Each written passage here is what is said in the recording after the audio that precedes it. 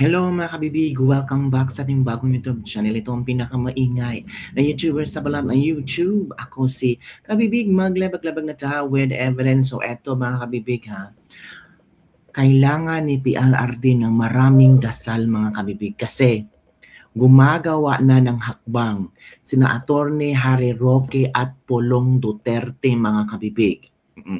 Roque on filing of Supreme Court Memorandum for Representative Paulo Duterte.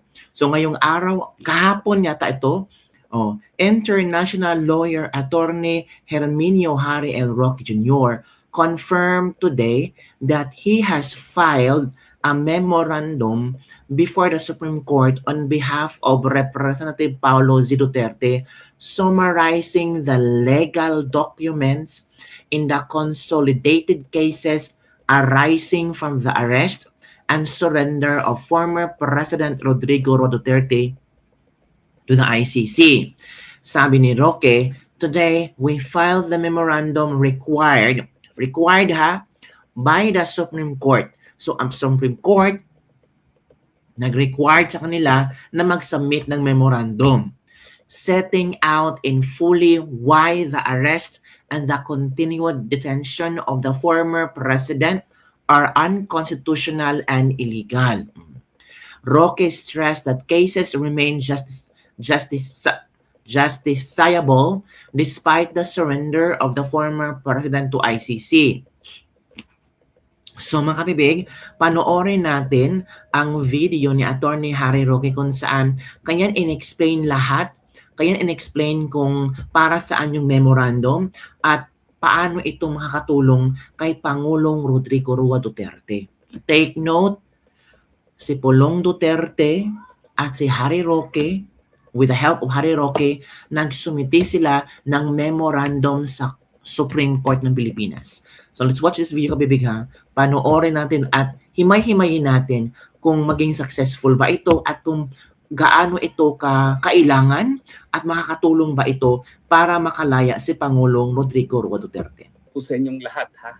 Well, alam niyo po ngayon medyo naging abala dahil meron po tayong hinain ngayon na memorandum na 30 days ang binigay ng Korte Suprema para isumite doon sa kaso na sinampa namin for certiorari at saka habeas corpus dahil nga doon sa pangidnap kay Tatay Digong.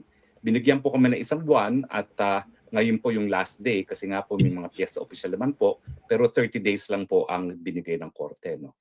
Papasalamat naman po ako sa lahat ng aking mga kasamahan dahil lahat kami walang bakasyon at talaga naman pong itinapos itong memorandum on time dahil importante naman po na kahit anong mangyari sa ICC, magkaroon ng desisyon ng ating Korte Suprema na ang ginawang pangingidnap kay Tatay Digong ay labag sa ating saligang batas at labag sa ating mga batas. No? So in any case, hindi ko naman po sasabihin na ang posisyon namin ay tama at hindi rin po ako maghuhula kung paano magdedesisyon ng Korte Suprema. Pero kwento ko lang po sa inyo, actually itong petition na hinain namin, nagawa na po ang draft na yan Disyembre pa of 2023. Sa totoo lang po, yan ay alinsunod sa naging request sa akin ni VP Sara na gumawa na ng petisyon anticipating na kung hihingi nga ng kooperasyon ang gobyerno ni Bangag ay dudurog sa Korte Suprema. Matagal na. Ang naging parang alam na nila mangyayari. Nawala nga ako sa Pilipinas mula noong Setyembre ng 2024 at nung kinidnap si Tatay Digong sa Marso, wala po ako sa Pilipinas. No? So hindi ko masyado naasikaso yung pagpapapirma nitong petisyon nito bagamat matagal nang gawa. At saka hindi po namin ma-file yung petisyon na gawa na as of December of 2023 kasi yun po ay certiorari lamang. Kasi yung naasahan namin, susunod naman po sa proseso ang administrasyon ni Bangag at dudulog muna sa lokal na hukuman bago padala sa dahig ang Tatay Digong. No? So hindi namin inaasahan na aarestuhin na talaga si Tatay Digong at isasakay sa eroplano. Nagkaroon lang po kami ng konting lag habang nasa Villamor at miski wala ako sa Pilipinas ay inamendahan po namin yung petisyon dahil alam ko na dahil hindi na pinalalabas si Tatay Digong ng Villamor ng mga panahon na yon na ang dapat na remedyo ay habeas corpus na kasi arestado na si Tatay Digong. Nagkaroon kami ng mahabang debate sa aking mga kasama sa law office kung anong petisyon ang ihahain namin. In the end, nanaig naman yung pananaw ko na dapat ihain natin kaparehong habeas corpus dahil arestado na nga si Tatay Digong at saka certiorari kasi Ang pinangangambahan namin, kung wala na sa Pilipinas si Tatay Digong, baka masabi ng hukuman na wala ng jurisdiction dahil kapag habeas corpus lamang ang ifa-file. Dahil kapag wala na doon yung tao, paano pang gagawin mo? No? So ang sinampa nga po namin ay habeas corpus at saka certiorari. So sa lahat pong mga nakabinbin na petisyon sa korte, kami lang po yung pinagsama namin yung remedyo ng habeas corpus at saka ang certiorari. Now, ang buong akala ko po, mapipirmahan ni Tatay Digong yung affidavit of yung verification at saka affidavit of non-forum shopping. Kaya nga lang po, wala ako sa Pilipinas sa mga panahon na yon. Yung aking messenger ay nagpunta doon sa Villamor, hindi naman makapasok, no? Dahil nga hindi nila pinapapasok yung mga tao, dala-dala po niya yung form na i-append doon sa petisyon. Ang una po sana na petitioner dyan ay si VP Sara mismo na nagpunta ng diretsyo sa Supreme Court para mag-file ng kaso. No? Hindi na nga po umabot kasi nung panahon na yon, mga 4:50 nagsarado ng Supreme Court. Kaya na-file na namin po yan kinabukasan kung saan wala na po si Tatay Digong. Pero dahil naniniwala naman ako na aming sinampa ay hindi lamang certiorari na kino-question yung mga acts committed with grave abuse of discretion amounting to lack of or in excess of jurisdiction at habeas corpus na madidesisyonin pa rin yung kaso. At sa tingin ko naman po, sana po, dahil pinasumiti naman kami ng memorandum, baka naman po bigyan ng desisyon ng Korte Suprema, bagamat yan po ay bagay na tanging Korte Suprema lamang po ang makapagsasabi kung magbibigay sila ng desisyon on the merits. Now, yung kautusan po ng Korte Suprema ay humingi sila ng memorandum sa amin doon sa mga ilang mga issue na importante. No? At ilan sa mga issue ito ay babanggitin ko lang kung ano mga issue at sinasabi ko lang kung ano yung sinabi namin sa ating memorandum. Ulitin ko po hindi ko po sinasabi na tama kami. Ang sinasabi ko lang ano yung nasa loob, napaloob doon sa memorandum na hinain namin today sa Korte Suprema. No? Now, ang naging kliyente ko po dito, dahil hindi na nga po napirmahan ni VP Sara, dahil hindi na umabot, ay si Congressman Pulong Duterte. No? So ang naging kliyente ko po rito ay si Congressman Pulong Duterte. Now, ano po yung mga issue dito? Ang pinakapangunahing issue ay moot and academic na ba ito? No? At ang sinabi po namin ay hindi siya moot and academic dahil in the first place, nakakulong po rin si Tatay Digong at kinakailangan magdesisyon pa rin ng Korte Suprema kung legal ba o illegal yung pagkakakulong ni Tatay Digong sa dahig at saka yung pamamaraan kung paano siya napadala sa dahig. No? Ano pa ang mga sinabi namin dyan? Sinabi nga namin na talagang tinanong din naman ng Korte Suprema, meron ba bang jurisdiction ng ICC rito? Ang sabi namin, wala na. Kasi malinaw na malinaw, gaya nung sinabi ng dalawang dissenting judges sa ICC mismo, nung nauna nang nagkaroon ng desisyon ang ICC sa issue ng jurisdiction, na dahil ang pagiging miyembro sa ICC ay voluntaryo, may karapatan din ng mga bansa na bumitiw. At pag sila ay bumitiw, hindi lang po pwede na ura-urada ay sila bibitiw at wala ng obligasyon na makipagtulungan. Binigyan ng Rome Statute ang mga bansang bumitiw at ang prosecution, ang hukuman mismo, ng 1 taon matapos mag-deposito ng instrument of ratification para aktuhan ang kung anumang kaso na ihahain sa korte mismo ng prosecution. At sinabi nga namin na dahil nga po 2 taon na bago nagsimula at humingi ng abiso ang prosecution para magsimula ng kanilang preliminary investigation, hindi na po pwedeng magtuloy ang kaso dahil ng panahon na yon hindi na miyembro ng ICC ang Pilipinas. Now, at sinabi rin namin na in other words, dahil hindi na nga po tayo partido dyan sa ICC na yan, lahat ng cooperation na ginawa ng Marcos administration ay labag sa ating saligang batas dahil ang ating saligang batas ay nagsasabi na tanging mga lokal na hukuman, tanging mga lokal na mga piskal, at tanging mga lokal na mga kapulisan ang pwede mag-imbestiga, maglitis at magsentensya ng mga kaso na nagaganap dito sa ating bayan. Sabi nga namin na dahil meron na tayong IHL law, talagang ang primary jurisdiction para sa mga kaso na crimes against humanity ay domestic court, ang Korteng Pilipinas. No? At ang ICC ay gagana lamang kapag ang mga lokal na hukuman ay hindi gumagana. No? At sinabi rin namin na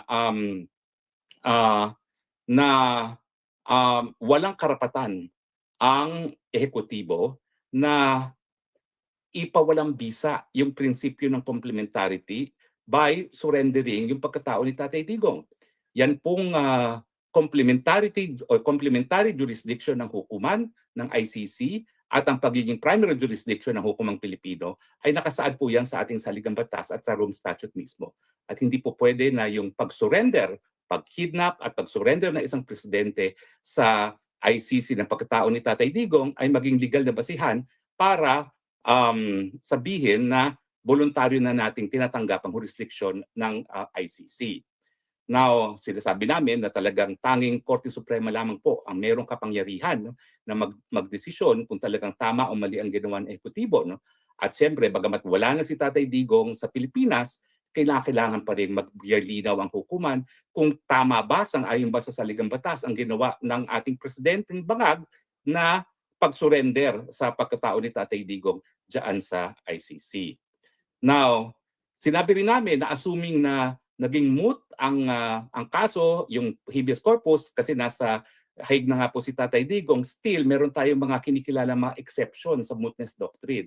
At yan po ay kasama na kung ang bagay na pinag-usapan ay transcendental importance, kung ito ay may issue of paramount public interest, at saka court of, kung ang question na pinipresenta ay of first impression, at saka capable of repetition and yet evasive of judicial review. Sinasabi namin na sige, sabihin na nating moot kasi yung habeas corpus hindi na magagrant, pero meron pa rin certiorari, no, na nakabindin at may grave abuse of discretion pa rin. At sabihin na natin na wala na sa Pilipinas si Tatay Digong, meron naman talagang kinikilala mga exception na dapat magdesisyon pa rin ng hukuman. Kapag ito nga po ay napaka-importanting bagay, at tingin ko naman po yung pagiging soberenyang bayan ng Pilipinas at yung issue na kung sino dapat magliti sa mga kaso sa ating bayan ay isa sa pinaka-importanting bagay na dapat desisyonan. Tapos ito'y po pwedeng maulitin. Paano po mauulit yan? Ay pwede mo na maulitin yan. Sa kaso ni Bato de la Rosa, kikidnapin nila, papadala nila sa dahig kaagad, no? Bago makadalawang hukuman. Yun yung ibig sabihin na capable of repetition and yet evasive of judicial review. The fact na po pwedeng mangyari muli kay Bato de la Rosa yung ginawa ng kinidnap at dinala sa ICC, at kung mootness lamang ang magiging dahilan ng Korte Suprema para wag mag-issue ng desisyon, talagang paulit-ulit na mangyayari yan at hindi makakakuha ng katalungan ang mga kababayan natin. No? Tapos ito ay kauna-unahang pagkakataon, no, na talaga nagkakaroon ng ganitong desisyon ng Korte Suprema, no, dahil kauna-unahang pagkakataon naman na tayo sumapi sa isang international tribunal gaya ng ICC. Now, ang sabi namin, itong kasong ito ay talagang ang tinutumbok nito ay yung ating pagiging soberenyang bansa at saka yung ano yung limitasyon ng kapangyarihan ng presidente.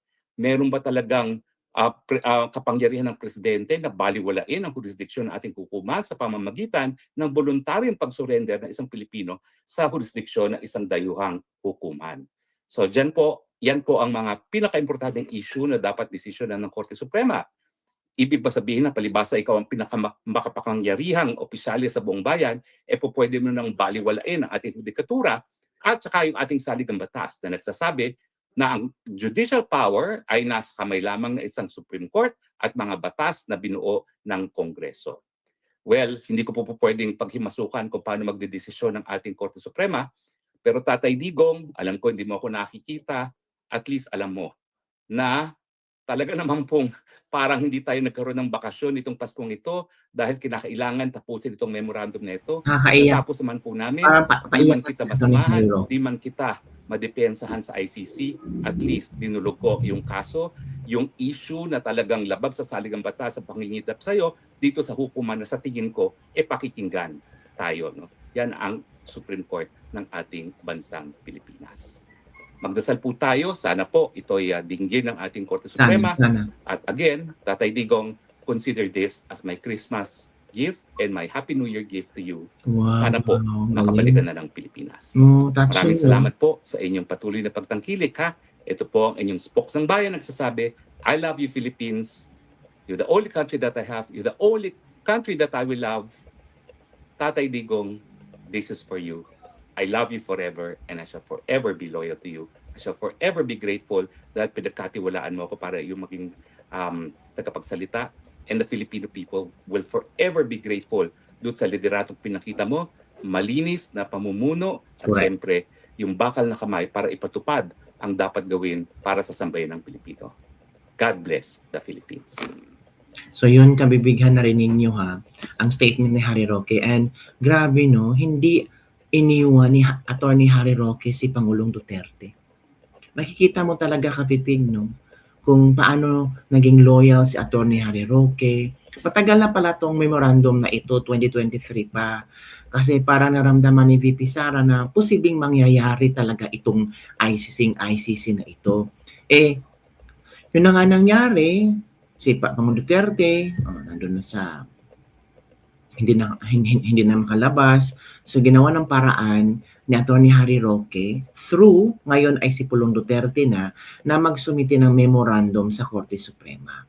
So sana maging successful ito kasi humihingi ang Korte Suprema ng memorandum para sagutin nila yung mga mga bintang ako mga statement ng kabilang parlor mga kabibig. So lang kabibig ang ating Dislibag Debug for today. Ano ang iyong komento tungkol dito? Parang good news to sa 2026. Parang magandang liwanag ito sa 2026. Sana papanig ang Korte Suprema sa memorandum na isinumite ni na Attorney Harry Roque at Pulong Duterte mga kabibig. We're praying, kaya sabi na Attorney Harry Roque, pray pa tayo. Kasi malapit na tayo sa tagumpay na hinahanap natin. Yun na kabibig.